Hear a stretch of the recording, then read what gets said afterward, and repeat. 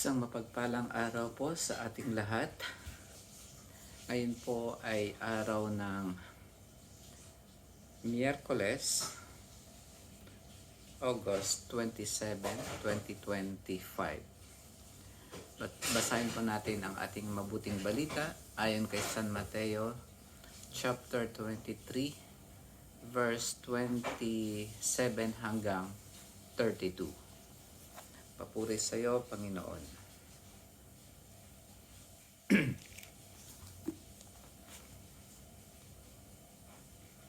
Sa aba ninyo, mga eskriba at mga pariseyo, mga mapagpaimbabaw, ang katulad ninyo'y mga libingang pinaputi, magaganda sa labas, ngunit sa loob ay puno ng kabulukan at buto ng mga patay. Ganyan-ganyan kayo. Sa paningin ng tao'y mabubuti kayo, ngunit ang totoo, punong-puno kayo ng pagpapaimbabaw at kasamaan. Sa aba ninyo, mga eskriba at mga pariseyo, mga mapagpaimbabaw, ipinagtatayo ninyo ng mga libingan ang mga propeta at ginagayakan ang mga puntod ng mga taong namuhay ng matuwid. At sinasabi ninyo, kung kami sanay nabuhay sa kapanahunan ng aming mga ninuno, hindi namin ipapapatay ang mga propeta. Sa sinabi ninyong iyan, inaamin ninyong kayo'y mga anak ng mga nagpapatay sa mga propeta. Sige, tapusin ninyo ang pinasimulan ng inyong mga ninuno.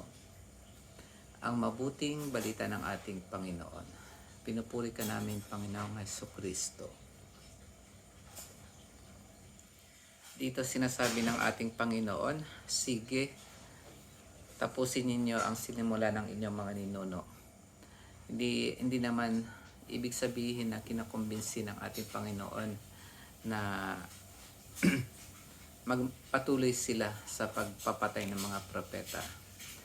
Ang sinasabi ng Panginoon ay magiging katulad din ako ng mga propeta dahil siya yung Panginoon ng mga propeta. At ang mangyayari sa kanya ay ipapapatay din siya para sa katubusan ng ating mga kasalanan. Sa kapanahunan nila, hindi nila alam yan. Pero sa panahon natin, dahil nabasa na natin ang mabuting balita, alam na natin ang ibig niyang sabihin. Tapos sabi dito, inahilan tulad ng Panginoon ang eskriba at mga pariseyo sa pinaputing libingan na maputi, pero ang loob nun ay puro mga buto at bangkay. Katulad din sila ng ganong libingan na sinasabi ng Panginoon.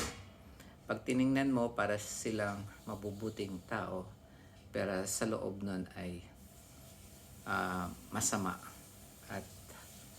at hindi siya at maitim ang kanilang mga budhi.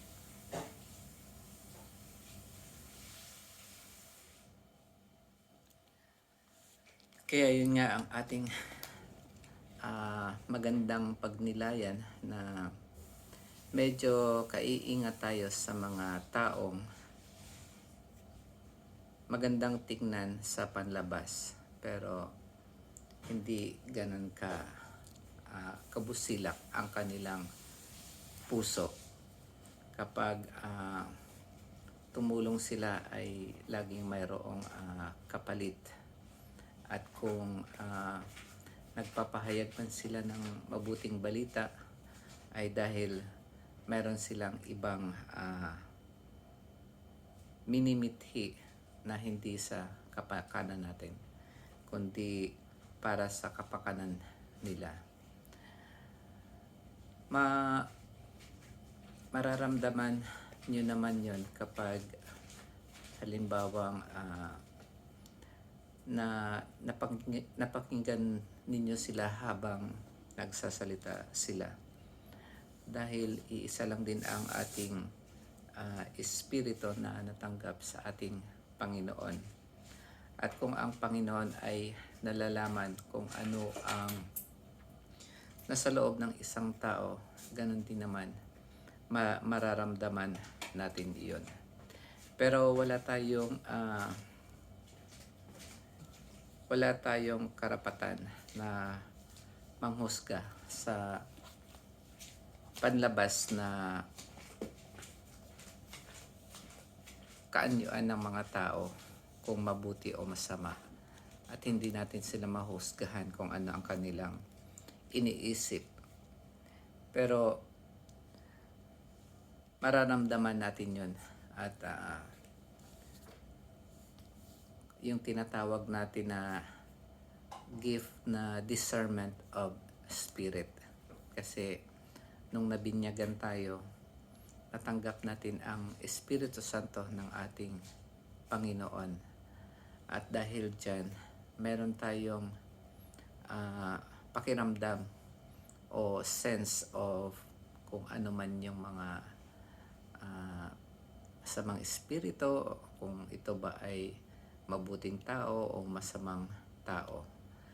Kapag tayo ay napapalapit sa Panginoon, mas lalong lumalakas yung ating pakiramdam kung aling tao yung may mabuting kalooban at kung sinong tao ang may masamang mithiin.